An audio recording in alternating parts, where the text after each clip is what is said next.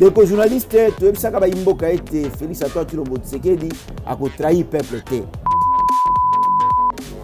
Malgré alliance oyo, libala oyo asalaki na Monsieur Kabila, oyo biso to telemela ngotina suka, oyo lelo to moni ete divorce ezali bongo consommé.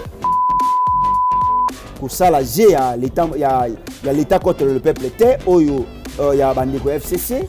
Oyo babomi mboka to benga bango l'état monyoko ya peuple, l'état moloki, l'état moyini ya peuple, oyo petit à petit ba kokoma libanda ya masano. Lelo ekotalisa polele te maye alobaki ekokokisama. Sadara lekate mort politique na bango yango yo ezali lokola nyoka o bakati moto mais nzoto ekoningana. Je pense que bientôt ils seront achevés. Tu réussis que boto la signature ya mboka, peuple a joué signature na ye et aujourd'hui peuple a kotala maye tata mokonzi ekola kosala.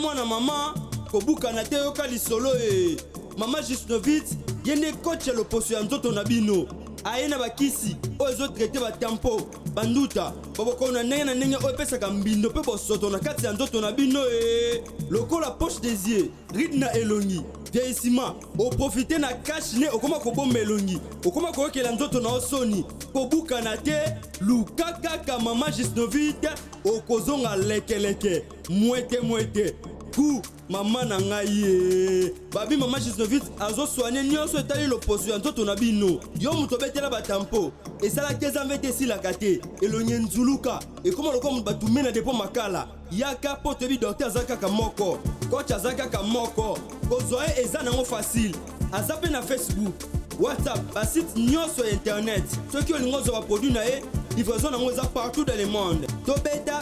www.jusnovitz.com Azosia la pe compte YouTube to benga biso awana plus 44 74 24 025 737 na bwaneli lisusu plus 44 74 24 025 737 balapa.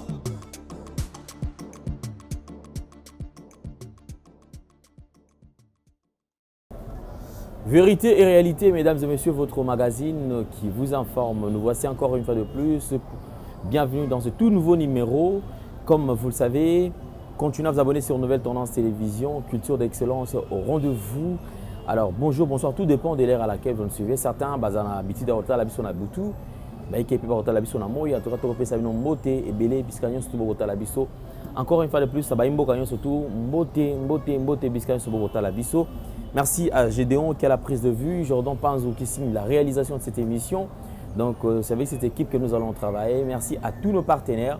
Au Bazaka, tout le temps, si Manabiso, pour soutenir Nouvelle Tendance Télévision. Nous avons le plaisir d'avoir sur ce plateau Maître Patrick Tinda, le président de la fondation Patrick Tinda, qui porte son nom, donc font pas ton sigle, communicateur au sein, communicateur et également avocat conseil.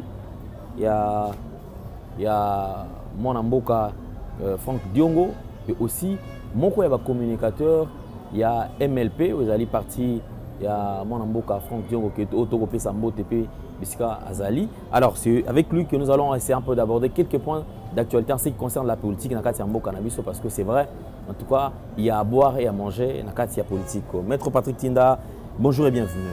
Mbote mon amboka Alain Ndele mbote na baimboka bino baibanso bozubongo libaku ya kolanda émission Nouvelle Tendance, Nouvelle Tendance Télévision, Nouvelle Tendance, vérité réalité la Nouvelle Tendance. OK. Na pesi bino banso mbote je pense que ndeko Alain Ndele moi mikolo eleki ebele na leki na Nouvelle Tendance te. Mais lelo na sepeli ndenge o bengingai par rapport ya maima koleka na mboka po tolimbola tomeka ko manyola elongo moko na baimboka. Merci beaucoup Maître Patrick Tinda. Je crois que tu remets un peu pour toucher quelques points. Et d'entre-jeu, je pense que vous avez eu le temps et à Kolanda message. Il y a président de la République qui s'adresse à qui la nation.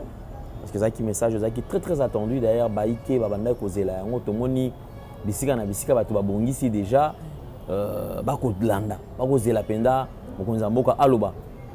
Kasi ceux qui n'ayo, moi politique, ok, kolimbola message wana ndenge nini. Merci. Na utaki bongo pesa ba imboka mbote.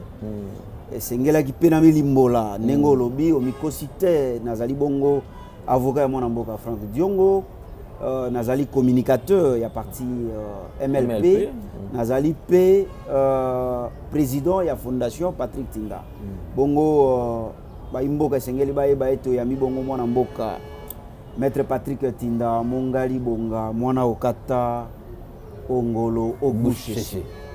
Merci ndeko journaliste na landi motuna na yona bokebi esengeli ba imboka bakanga pe ba manyola tango biso ba MLP tondimaki bongo ko soutenir mwana mboka Félix Antoine Tshilombo Tshisekedi po to monaki ete azali bongo na ligne ya le peuple d'abord. Azali na ligne ya le peuple d'abord, azali na ligne ya état de droit. Esengeli ba imboka bakanga pe ba manyola ete biso ba MLP to sala ka politique ya koluka misolo te. To sala ka politique po ete ba imboka ba se retrouver. D'ailleurs, eloko ba imboka esengeli bakanga pe ba manyola politique, soit un acteur politique, moto ya ndimi ko ya bongo na monde politique, ayaka te na etosha koluka misolo. Mais régime ya monsieur Kabila, nde salaki ete etia na mitu ya bayi congolais, na mitu ya bana mboka, ete un politicien azali moto oyo azali na ayaka na politique po ya koluka misolo po atonda na misolo atonda na mapango tala maye ba inculquer na mitu ya bato. Que pour devenir politicien ça veut dire politicien égale argent, politicien égale détournement, alors que ce n'est pas ça. Ba yaka ko sala politique pona ko sale la peuple, pona ko sale la ba imboka. Ndetala parti MLP oye ko prôner le peuple d'abord, oye ko prôner état de droit tango to monaki ete mwana mboka Félix Antoine Tshilombo Tshisekedi azali na ligne wana ndi yango to ndima ko soutenir non pas puisque toluka bongo et bonga toluka misolo. Deko journaliste pour ceux qui toluka ka misolo mbetu peut-être to ndima ko sana monsieur Kabila pour eloko moko ezanga kite omona ki ndenge ba sie opposa ba ndeko katisa ko zonga ko kende pa Kabila ko bima ko critiquer Kabila na ba oyo ba s'opposa ka de manière farouche na monsieur Kabila oto ndimaka teke ba osala na ye ba sukaki ko sala na ye bongo pona manyola na limbola na bokebi na motuna na yo. Ndeko journaliste to ebisaka ba imboka ete Félix Antoine Tshilombo Tshisekedi a ko trahir peuple te. So kito monaka puisque tozali bongo na prophète politique mwana mboka Franck Diongo azali prophète politique. Tango apekisaka papa na biso Etienne Tshisekedi na akende te na ko ya Saint-Sylvestre puisque Kabila koto sa te atiaka mwana mboka Franck Diongo tembe papa na biso paix à son âme. Alobaka to pesa nanu échange tour. Ba pesa ki échange ba mona ki ekomaki. Mais tango to manyoli to moni ete mwana mboka Félix Antoine Tshilombo Tshisekedi akotrahi ba congolais te. Malgré alliance oyo libala oyo asalaki na monsieur Kabila oyo biso to telemeli yango tina suka oyo lelo to moni ete divorce ezali bongo consommé. Des journalistes to esaki ba congolais ki akotrahi mboka te.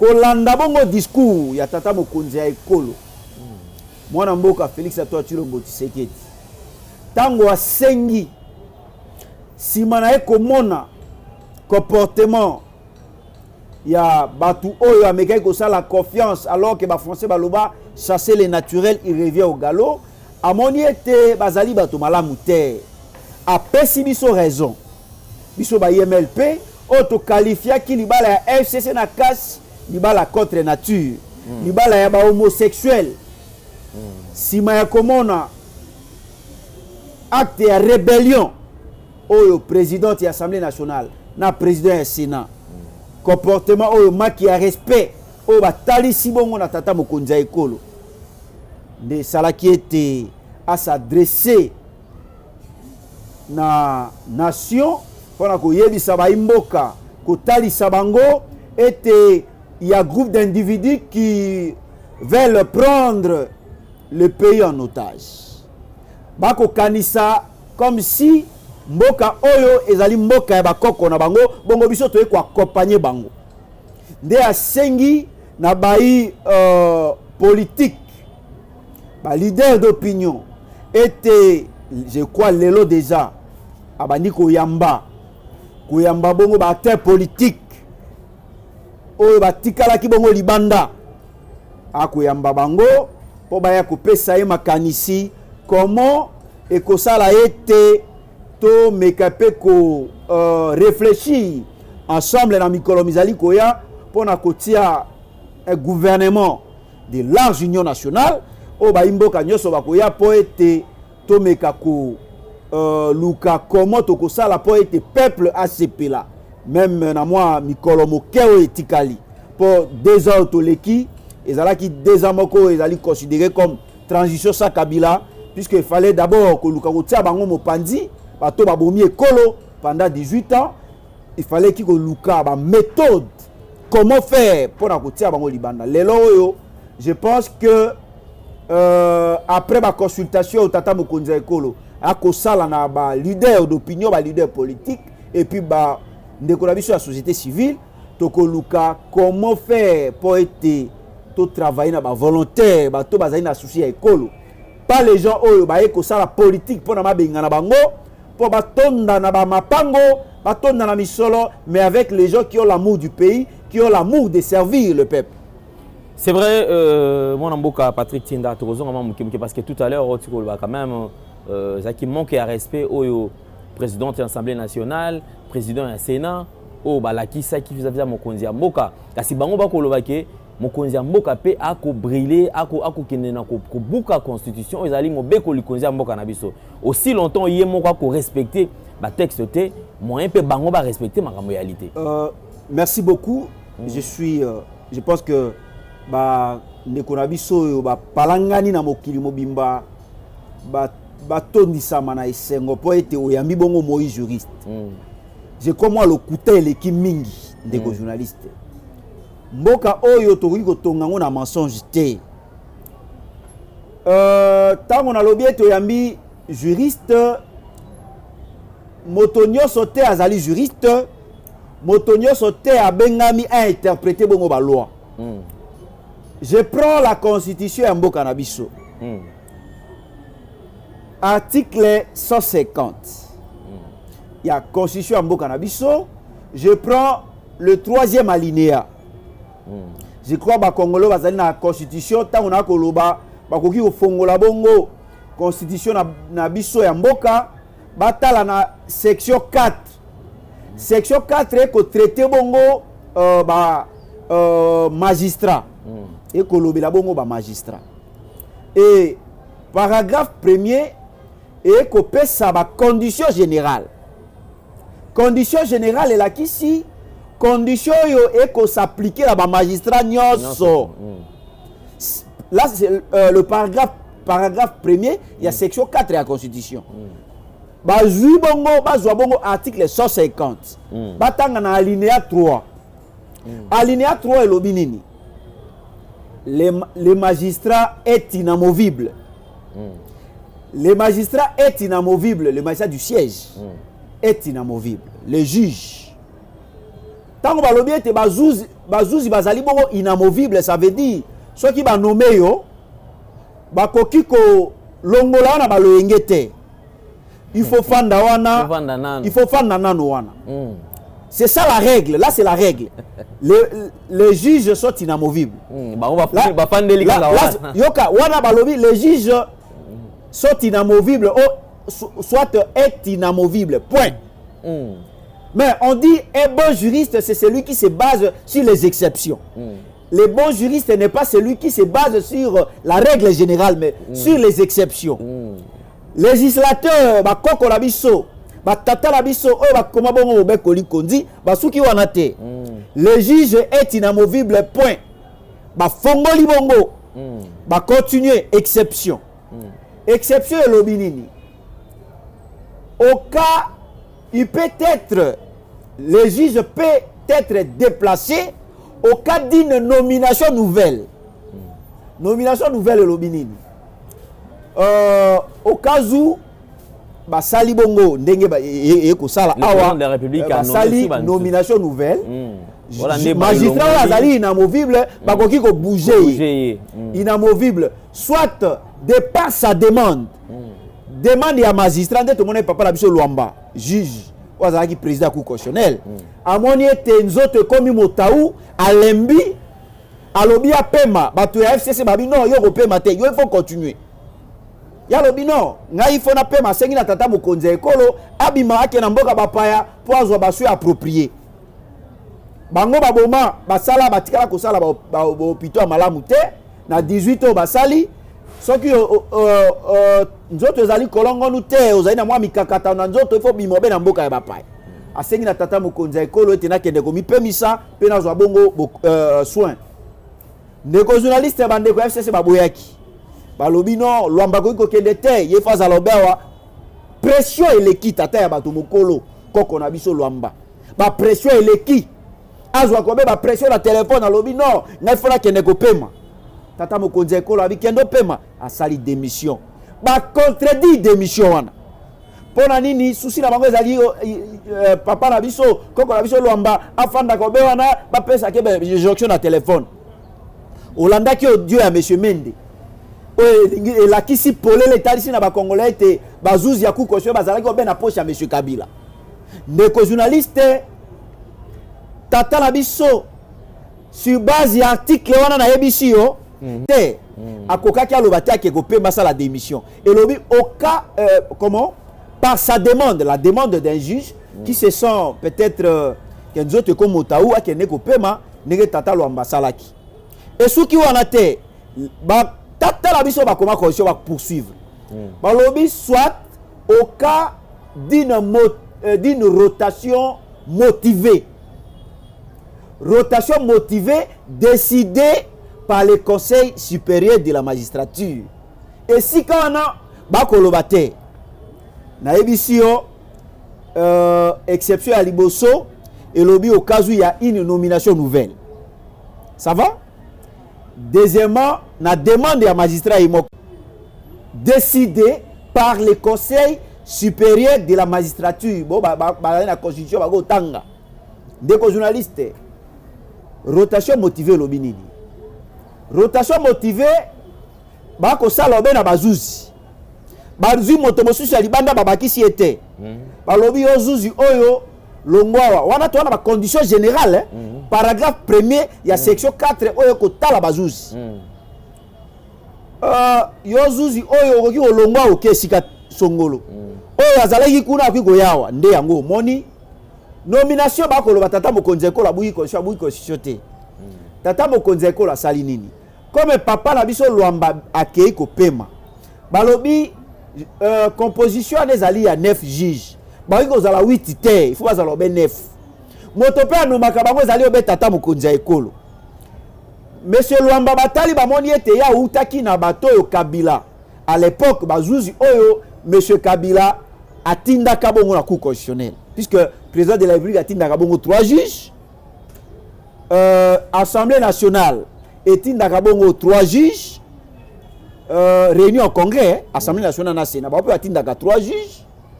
Conseil supérieur de la magistrature peut tinda kabongo 3 juges. Et salami boni. Tata mokonzi ekola moni ete na bazuzi papa Luamba tango batali ba moni ete monsieur Kabila muta atinda ka papa Luamba azui a nommé bongo maître Kaluba. Ou azalaki na procès à 100 jours. Ba nommé par rapport à expertise na ye, par rapport à Nzebi, par rapport à savoir faire na ye tata mokonzi ekolo azwi a nommé auti a sala politique te par rapport ya bato kabila banda ko nommé bao banda uta na ba cabinet na ye ndia banda bango mutu anomaka mais ya azwi ni moto ya cabinet na ye ni moto ya famille politique na ye azwi avocat expérimenté o atondisa mi na nzebi na sagesse azwi ye a nommé mais mi balo mosusu poto moni misato o ba prêter serment mi balo mosusu Conseil supérieur de la magistrature va se baser dans l'article 150 et si quoi il peut y avoir rotation motivée. Bazui zimi balé. Moko alo balongoli na Conseil d'État. Mosu balongoli na Cour de cassation. Bazui bango batindi bango na Cour constitutionnelle. Po bamonda ki mwa nyamu zaki na Cour constitutionnelle. Bango mo moto bayebi. Bango moko pe moto ba motivé. Président de la République moto ba motivé. Pourquoi bazouze na balongo kuna baye na Cour constitutionnelle. Bo balongo na Cour constitutionnelle ba kei na Cour de cassation. Bango moko moto ba motivé yango.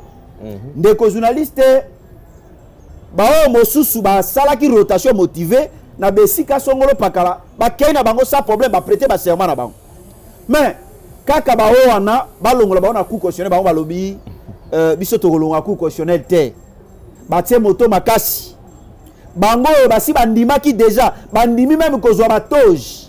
Tango bato ya FCC bayoki batie bango moto makasi balobi bino boko kende biso to noma bino bokoki ko kende kuna bongo te baye ko inciter bango bakomi sikoyo basopposer na décision ya tata mokonzi ekolo alors qu'ils n'ont pas qualité et même délai à 8 jours oyo bapesi bango balekisi po et la kisite basi bandimaki na bango mais tango bato ya FCC baye ko lamuka on dit bato moko susumuki na pongi balobi mais qu'est-ce qui ne va pas balongoli bato non nous devons voir ces gens tu sais que baboya basala bongo moto mangbongi batika lobe na Cour constitutionnelle alors que délai même ya recours et c'est les kaki même délai ya recours balingi ba examiner kaka mais tango délai même ya recours et qui normalement il fallait ba kende siko batindi bango baboyi bango balobi bakotika lobe na Cour constitutionnelle nde yango moni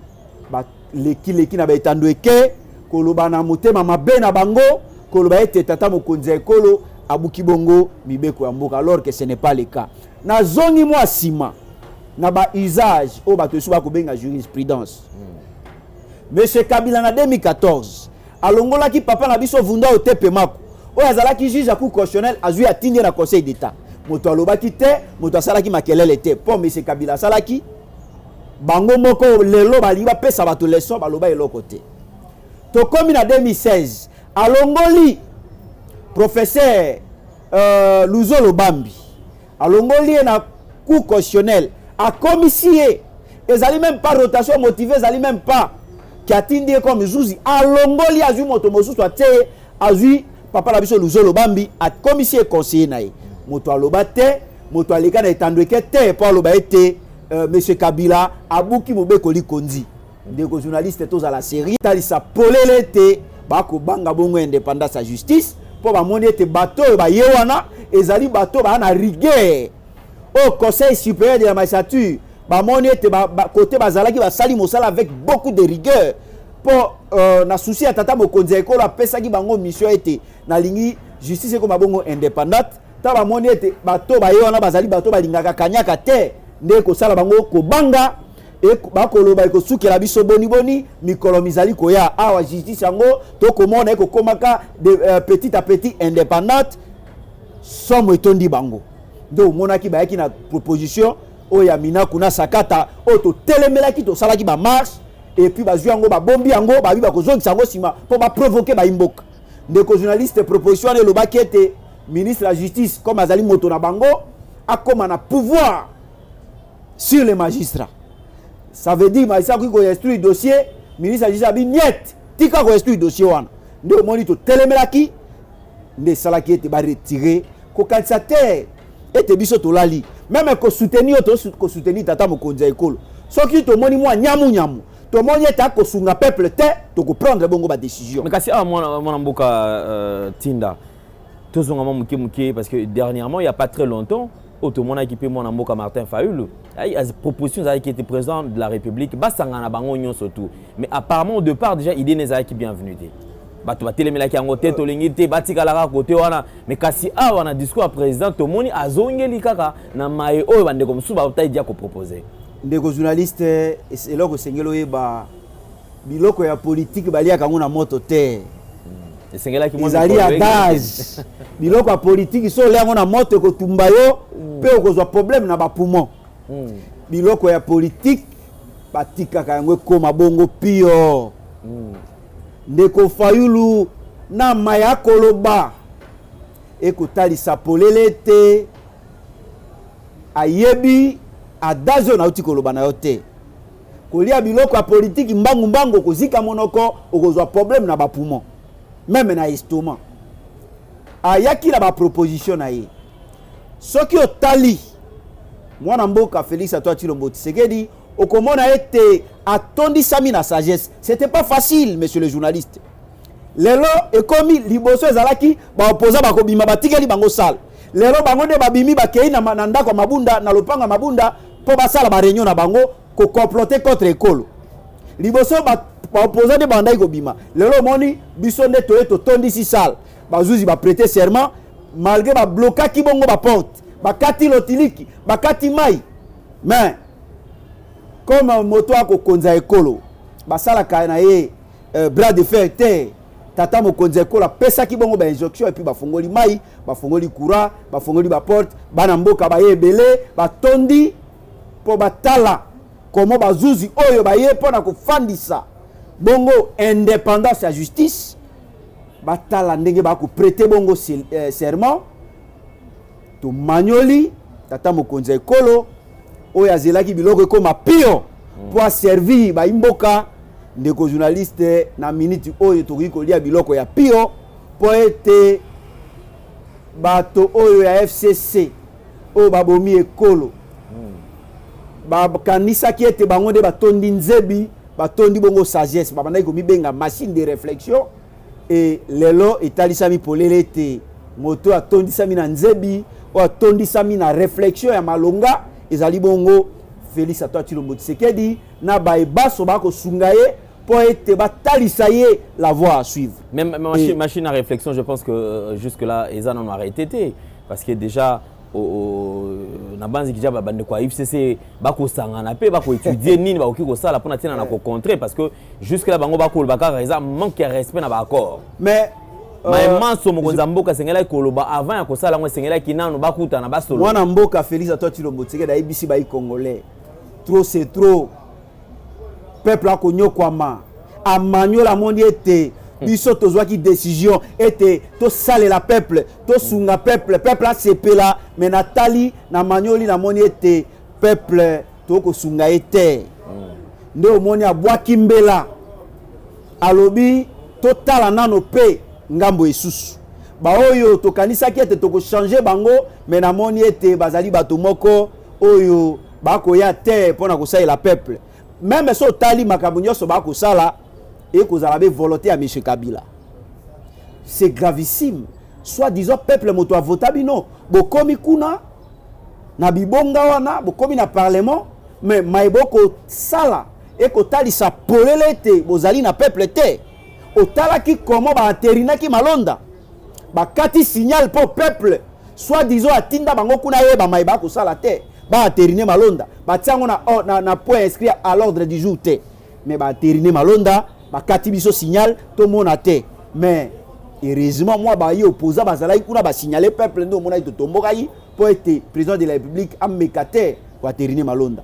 Je pense que moi na mboka alendele kusala G ya l'état ya l'état contre le peuple te oyo ya bandeko FCC oyo babomi mboka to benga bango l'état monyoko ya peuple l'état moloki l'état moyini ya peuple oyo petit à petit bako koma libanda ya masano libanda ya scène politique pour être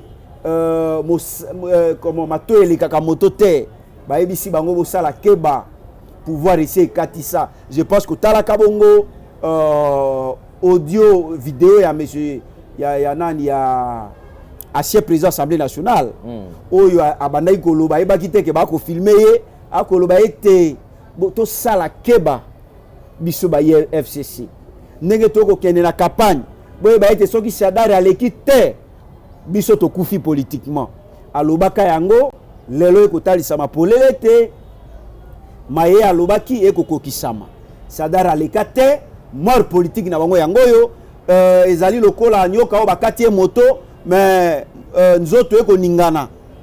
Je pense que bientôt ils seront achevés. Merci beaucoup. N'avons-y que Togo qui est vers la fin. Quand même, tout le monde à l'Assemblée nationale qui suspendre va plénière na bango. Likane Césaline. Tant que moi la c'est comme si bako bunda kaka.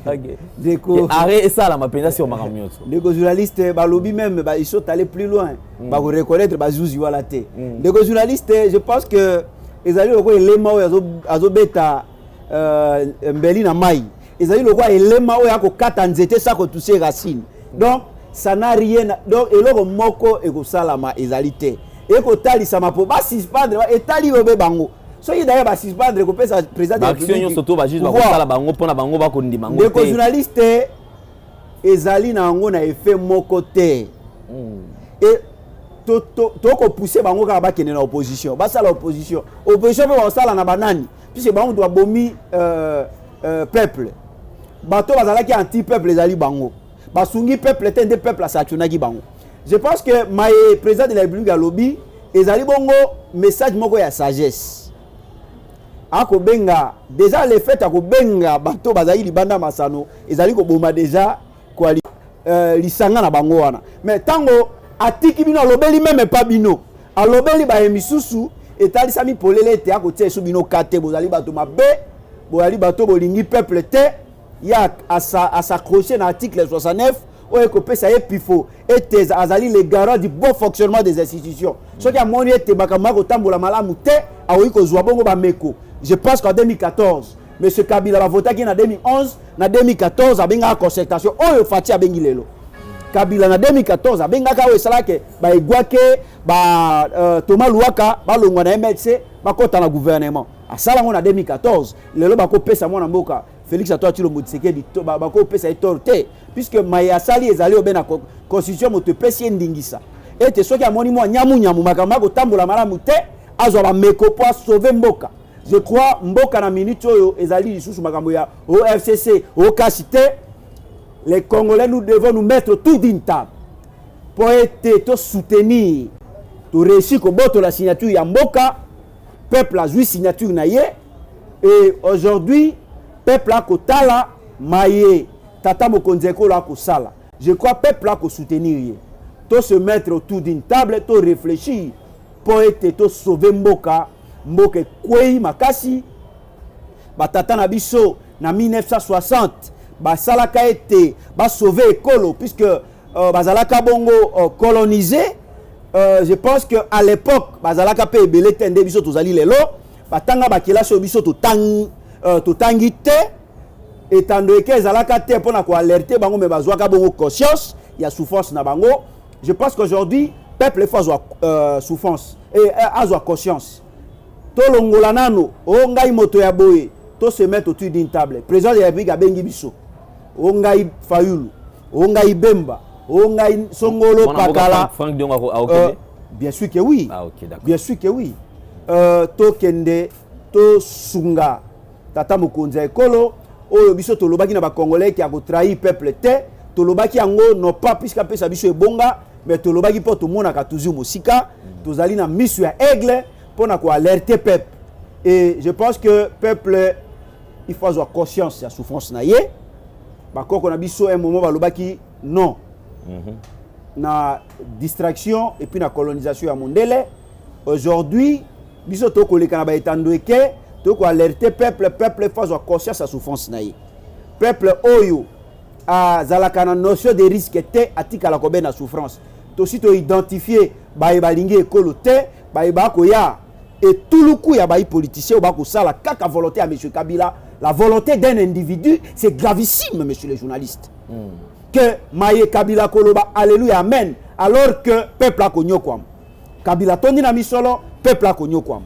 Je pense que nous devons prendre conscience de notre souffrance, même bandeko na ngai ba député soit disant oyo FCC a majorité, bozwa conscience ya souffrance ya peuple. Peuple a konyo kwama.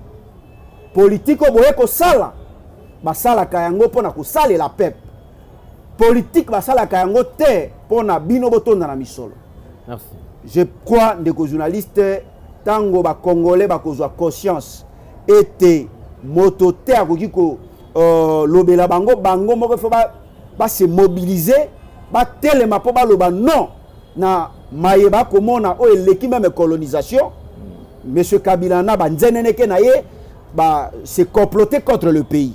Comportement na ko talisa ma polele te ba ko comploter contre mboka na biso. Bongo to la pongi te to telema comme seul homme comme président de la République mo lobi ete azali na posa ba congolais to sangana po to tonga ekolo ba oyo bazali na souci ete mboka oyo elongwa bongo na boumbu oyo ya bandeko ya FCC oyo to pesa monsieur Félix Antoine Tshilombo asala ba confiance mais aye ko mona par la suite ke bazali ba to mabe ndo monya te même pas bangoka atali obe ngambo ya ba oyo bazali na souci ete kolo ekende liboso alobi na bango boya to solola et puis na sima to kozongela lisusu na kozongela sous peuple pour na pesa bango rapport compte rendu ya ndenge na sololi na bandeko na ngai oyo ba sia opposant ya monsieur Kabila na ba inyoso bazali na souci ete mboka oyo ekende liboso. Merci beaucoup mon mboka Patrick Tinda, je crois que tu as commis pratiquement à la fin puisque nous courons derrière les temps. On a dit tout le plaisir était les nôtres, vous avez na plateau Awa, donc toutes les portes sont grandement ouvertes à chaque fois que Makamba ko le peuple est ali, surtout que zali moko ba défenseur ya peuple ko bunda ce que bana mboka ba retrouver sika va za la pena kimia.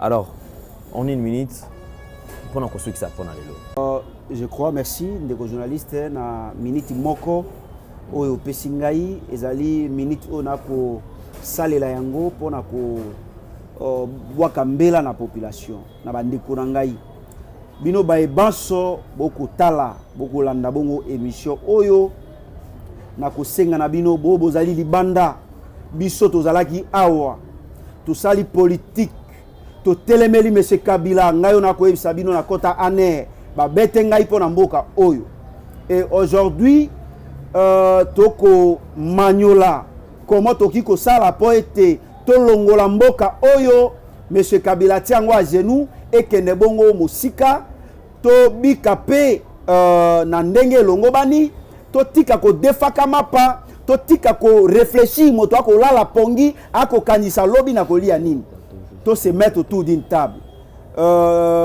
et loko ba imboka bande ko senga ete tata mokonzi ekolo kabwana bongo na bato ya FCC pour peuple amona ki ete bazali bato mabe basungi ete pendant 18 ans ba ye wana po ba continuer lisusu ko nyoko la bongo population et loko to lukaki yangoyo mwana mboka Félix Antoine Tshilombo Tshisekedi asengi na bai congolais a ko consulter bango oyo azali na proposition ya malamu po ete mboko ekende liboso a ko yamba bango to kende komona tata mokonzi ekolo oyo azali bongo mwana ya mboka pona ko solola na ye totala ensemble comment toki ko sala po ete to sauver bongo ekolo tozali na ekolo mosusu te ekolo na biso be yangoyo baebaso bazali na mboka ya bapaya soki possibilité koko ekoki kozala boya po ete to bundela mabele ya bakoko na biso to sauver ekolo na lobaka toujours ete peuple oyo azalaka na notion de risque te atika la kobe na souffrance soki pe biso bae oyo